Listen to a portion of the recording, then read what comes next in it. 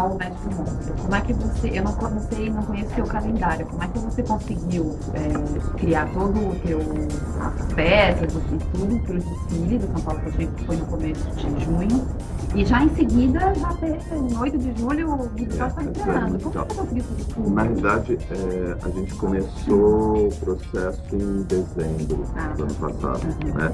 E o musical tinha uma previsão de estrear em maio. Ah, tá. Então eu tinha mais ou menos na minha agenda que eu ia fazer o musical antes. Depois viria o desfile. Depois viria o desfile. No final teve uma mudança e aí o musical passou para 11 de junho. Seria no dia do desfile, era a estreia. Nossa! E eu apavorado.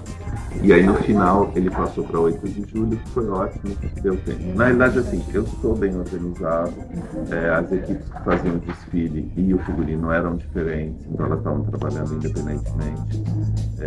Mas mesmo assim a criação mas teve ali uns dias muito tumultuados, assim, de eu estar com uma pessoa aqui, outra lá, e fazendo tudo meio ao mesmo tempo agora.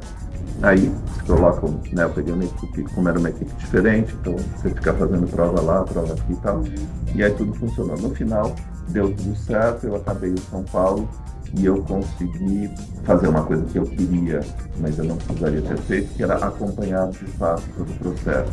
Como é um assunto que me interessa muito, eu fiquei 3 semanas no teatro, eu queria ver com a montagem de dentro, não só o figurino, mas ver como marca a luz, ver como marca, né, a orquestra, os ensaios. Eu tinha muito interesse e eu consegui falar com vocês. Então deu tudo super certo. E assim, no meio disso fiz os shows em abril, no meio disso fiz o figurino do Fashion Tour, no meio disso fiz o... Enfim, no meio disso você ainda fez as suas versões para as músicas que você cantou no desfile do São Paulo. Gravei, fiz o vídeo lá dos rostos, a gente faz, tem que fazer. Então, mas eu vi que você, na época que o musical estreou, eu vi que você comentou do núcleo pobre e do núcleo rico, né? Então, você usou bastante, você se baseou bastante nas roupas da época, ou você acabou tendo uma liberdade maior? Assim? Você segue, lógico, a estética da época, né? Que é século XIX, mas... a peça se passa em 1885, final do século XIX. E aí eu tive muita sorte, porque, primeiro, era uma livre adaptação, ou seja, as pessoas que compraram direitos no Brasil compraram o direito de texto, mas poderiam montar a peça. A peça não precisaria seguir um roteiro de uma montagem já pré-existente.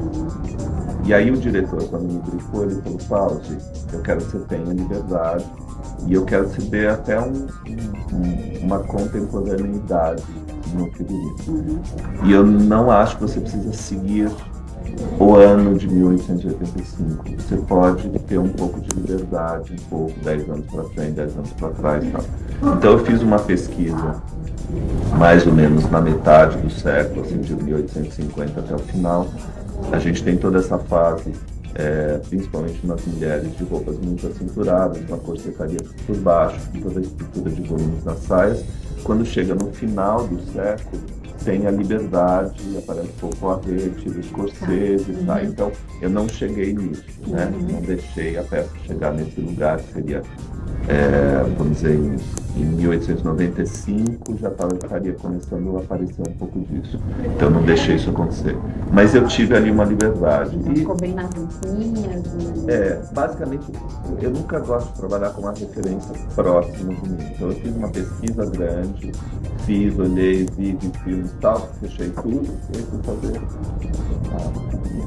Então, tinha ali uma hierarquia de volumes. Obviamente as mulheres mais ricas tinham mais volumes de saia, tecidos mais suntuosos, as mais pobres menos. Algumas tinham as saias mais curtas porque tinha essa coisa delas andarem na rua, elas estavam no chão.